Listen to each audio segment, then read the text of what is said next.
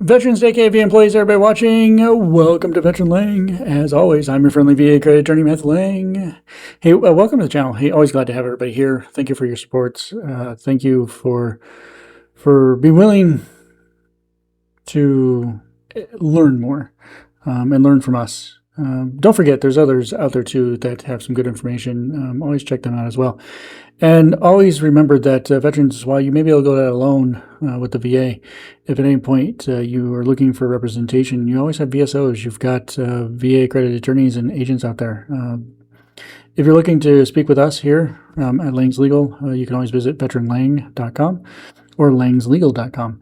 Both pages are linked to each other. Veteranlang.com is the primary page for you veterans and for the work that we do here. We have started adding a educational piece there as well for you to utilize that information and try to break things down for you to find a little bit easier, because we understand that while there's a lot of good information on the VA.gov site, that it can be quite robust and sometimes hard to navigate. Langslegal.com, for those who may be curious, is the page that is more state related to Arizona and New Mexico, as we also practice in those two states, helping veterans and even the communities there with various practice areas.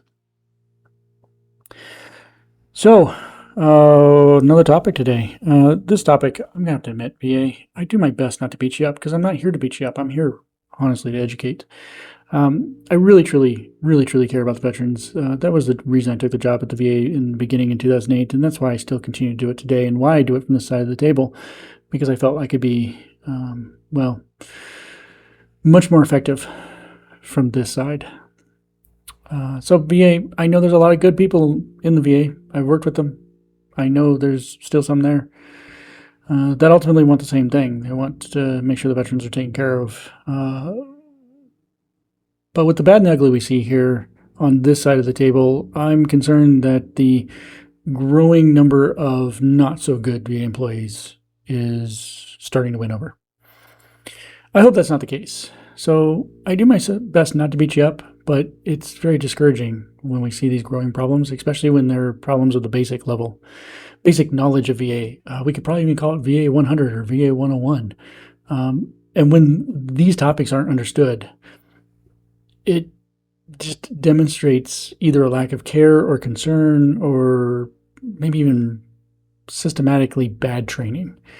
And we really don't want that negativity in the VA, because then our mission gets that much harder when we try to make the process smoother between veterans and VA alike.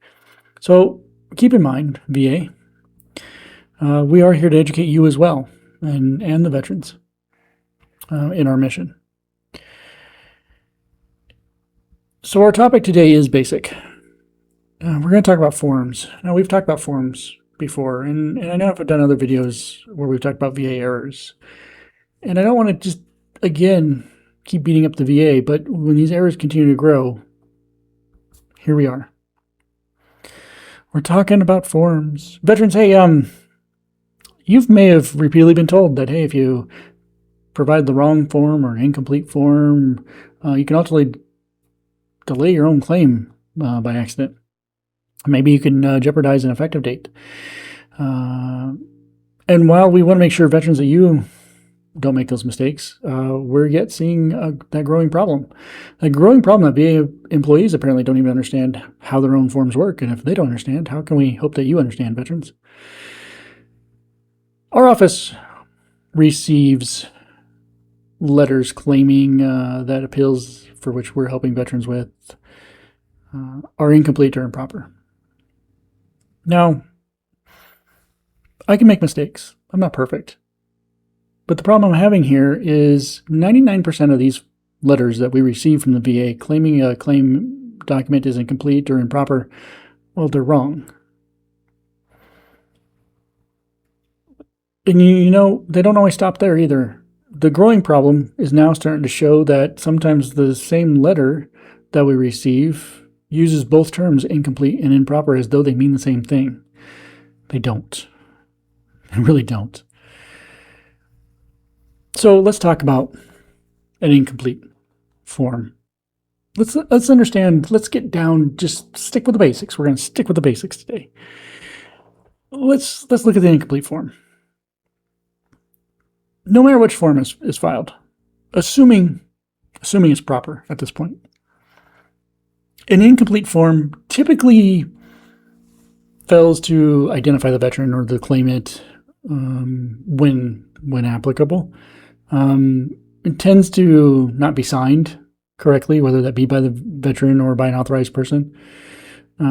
It tends not to identify the date of a decision that's being reviewed. Tends not to identify specific issues for review. These are examples. So ultimately, when we come down to the idea of incomplete is that the form is missing a crucial element for the VA to process it underneath the rules and laws. Now, an improper form, well, that's usually when a form is used that's not the prescribed form or the appropriate prescribed form for the issue being appealed or claimed. Totally different. So incomplete is something on the form not completed properly or something not filled in that's necessary, because veterans, don't forget, a lot of these forms are very, very large and will require a lot of blank boxes because the issues won't apply or the boxes won't apply to you. But keep in mind, the boxes that do apply, such as your signature and your information on top and dates and issues being claimed, those are important. And you do have to understand, again, the proper form, though. So the proper form issue is the prescribed form. If you want to file a supplemental claim, you are going to be looking at the idea of, was that claim denied before, whether that be 1 year ago or longer. If you want to file a higher level review, you got to make sure you're within the 1 year appeal period, unlike the supplemental claim. So in an instance where you want to challenge or contest a decision, if that decision is beyond 1 year in age, then your higher level review form, that VA form 20-0996, would be an improper form. Now, let's say you've been denied service connection for an issue before veterans, but you want to claim that issue. If you file a 526 with that issue on it, a VA form 21-526EZ, well, that would be an improper form then, because the issue has already been decided. So you would have to look towards whether the supplemental claim form, the VA form 20-0995, or maybe even the higher level review form, the 20-0996 is available, or even perhaps if the notice of disagreement to the Board of Veterans' Appeals form, the VA form 10182 is available. So that's the basics right there. That's the basics. And VA will still send us letters that say it's an incomplete form or it's an improper form, even though it is a proper form. And here's some of the stuff that we've seen. We have seen where we have filed a supplemental claim on an issue that has been decided by the VA before. Now, the problem is we didn't do a higher level review or a Board of Veterans' Appeals notice of disagreement because we were outside that 1 year window to do so. So our only option becomes that supplemental claim at this point, underneath these options here of the appeal world or the reopen kind of world here. But we'll receive a letter from the VA that says that it's on the improper form and it should be on a 526. No, it's already been decided before. I can't put that on a 526. If the issue that we're claiming has already been decided, why would I put it on a 526? I've even seen it where we provide that supplemental claim, say in this example, and the condition's not service connected. And when VA sends that letter that says that it's on the improper form, it should be on 526, and you should claim an increase. I'm really confused then. I can't claim an increase to something that's not service connected. I've got to get service connected first, and I got to have an evaluation before I get an increase. Basics. Now, here's something else we've seen. The idea is that a high-level review cannot be filed on a high-level review. So take this, veterans. If you file an NVA, pay attention here too, because I'm going to tell you something that's in your manual here that apparently you don't know, or many of you don't. If you file a higher-level review, again, that HLR, because you want to appeal an issue, veterans, and that HLR gets decided. But now, keep in mind, the decision is say, a denial. It's a denial of the issue. We're not talking about that duty to assist decision yet. We're going to save that one for our next piece here. But let's say it's a denial. The idea is it's a denial. You, by rule, technically can't file another HLR against that decision. The VA doesn't allow the HLR on top of an HLR. But what happens when that decision is on that issue is a duty to assist decision? Say the HLR says your issue of PTSD, for example, they found a duty to assist error. So here's what happens with that. The HLR, that DRO, has already made a decision on the HLR appeal by stating a duty to assist error. By stating there's a duty to assist error, the only way it can be fixed underneath VA's rules, because the HLR is only a record review and not a development lane, the claim has to go back to a supplemental claim. So VA ultimately changes the higher level review to a supplemental claim when they call the duty to assist error.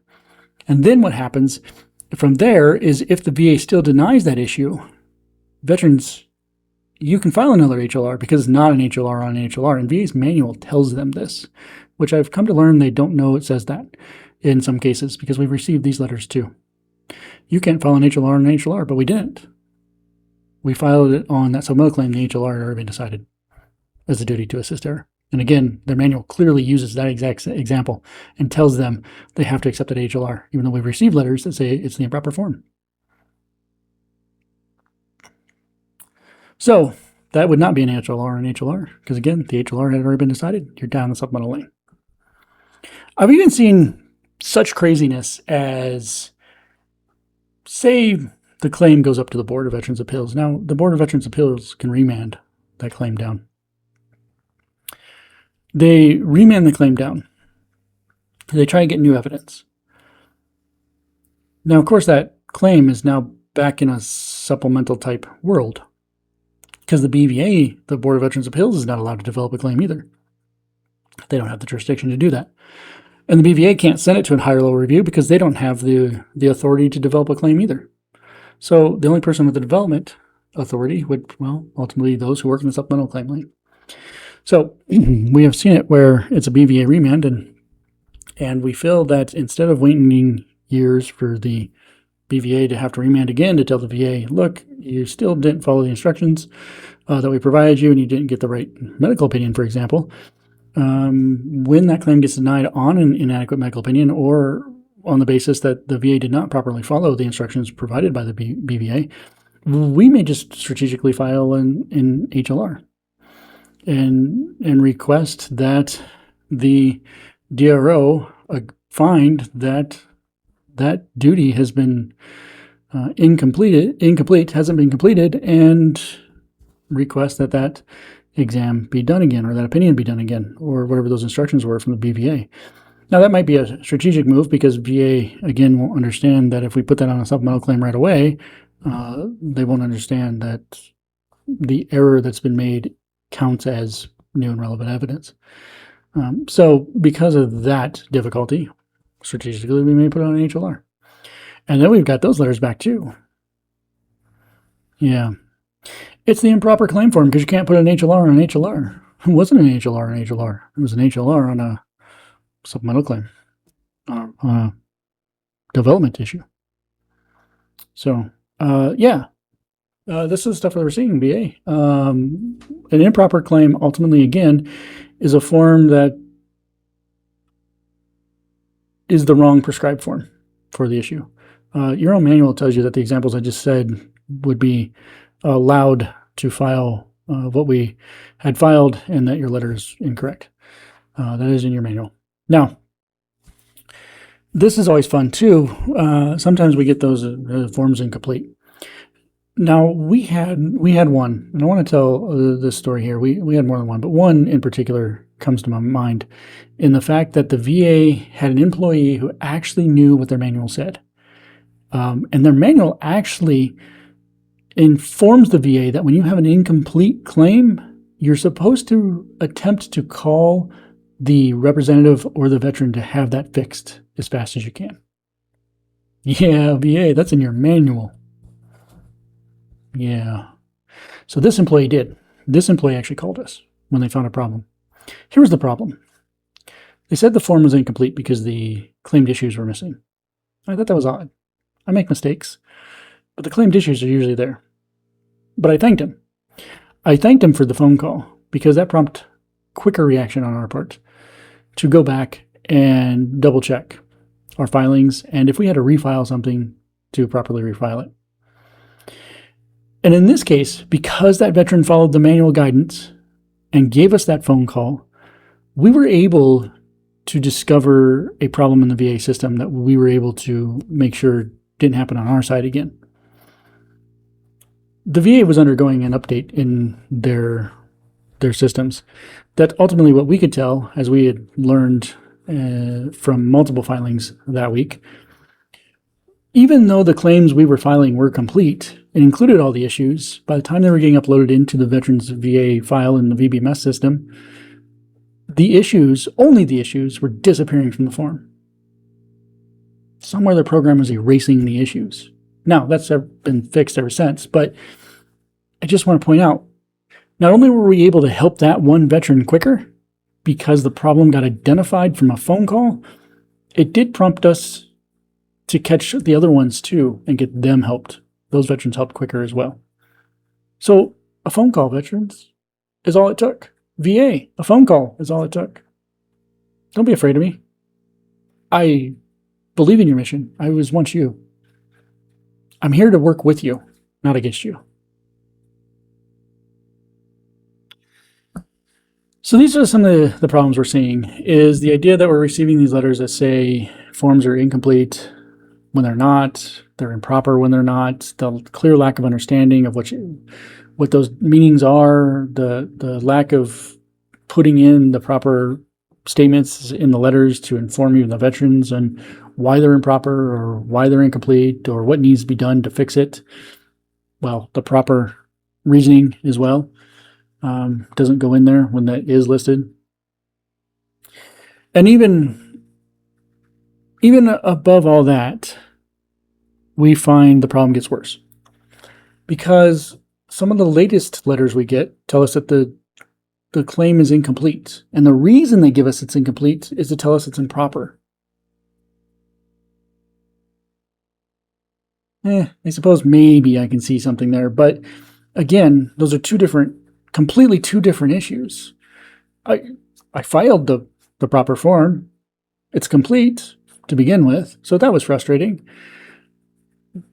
But if it's the improper form, why didn't the letter say improper form and here's why it was improper, instead of calling it an incomplete form when it was complete and then saying it's incomplete because it's improper when, again, it was proper. But I think you take my point.